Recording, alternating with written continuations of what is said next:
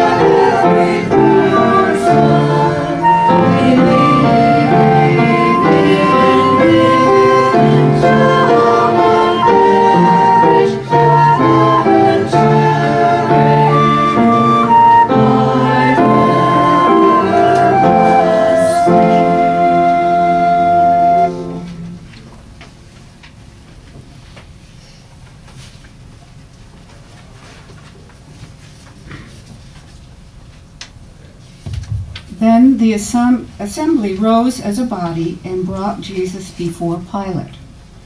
They began to accuse him, saying, "We found this man perverting our nation, forbidding us to pay taxes to the emperor, and saying that he himself is the Messiah, a king."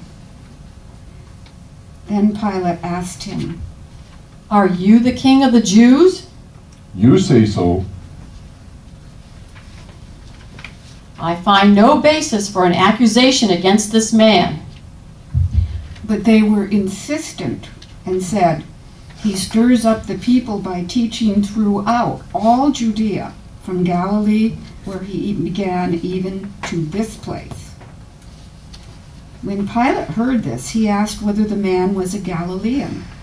And when he learned that he was under Herod's jurisdiction, he sent him off to Herod, who was himself in Jerusalem at that time. When Herod saw Jesus, he was very glad, for he had been wanting to see him for a long time, because he had heard about him and was hoping to see him perform some sign. He questioned him at some length, but Jesus gave him no answer.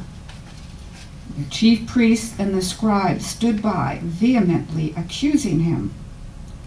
Even Herod with his soldiers treated him with contempt and mocked him.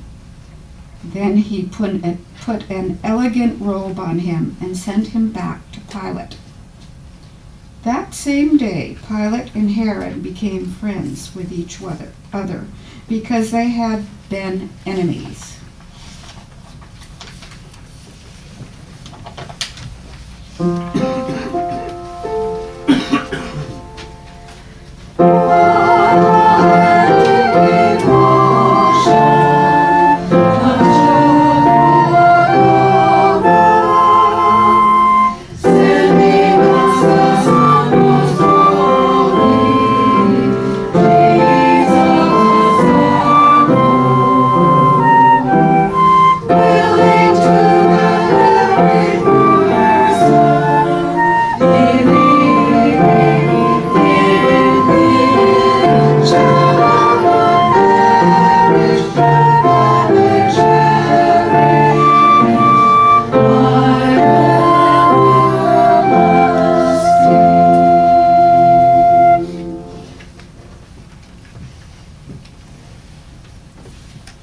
Pilate then called together the chief priests, the leaders, and the people. You brought me this man as one who was perverting the people, and here I have examined him in your presence and have not found this man guilty of any of your charges against him. Neither has Herod, for he sent him back to us. Indeed, he has done nothing to deserve death. I will therefore have him flogged and release him. Then they all shouted out together, Away with this fellow! Release Barabbas for us! This was a man who had been put in prison for an insurrection that had taken place in the city, and for murder. Pilate, wanting to release Jesus, addressed them again, but they kept shouting, Crucify! Crucify him! Why? What evil has he done? I have found in him no ground for the sentence of death. I will therefore have him flogged and then release him. But they kept urgently demanding with loud shouts that he should be crucified, and their voices prevailed. So Pilate gave his verdict that their demand should be granted. He released the man they asked for, the one who had been put in prison for insurrection and murder, and he handed Jesus over as they wished.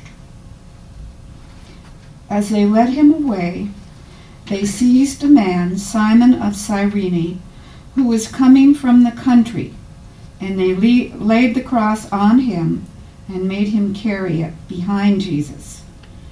A great number of the people followed him, and among them were women who were beating their breasts and wailing for him. But Jesus turned to them and said, Daughters of Jerusalem, do not weep for me, but weep for yourselves and for your children. For the days are surely coming when they will say, Blessed are the barren, and the wombs that never bore, and the breasts that never nursed. Then they will begin to say to the mountains, Fall on us, and to the hills, Cover us. For if they do this when the wood is green, what will happen when it is dry?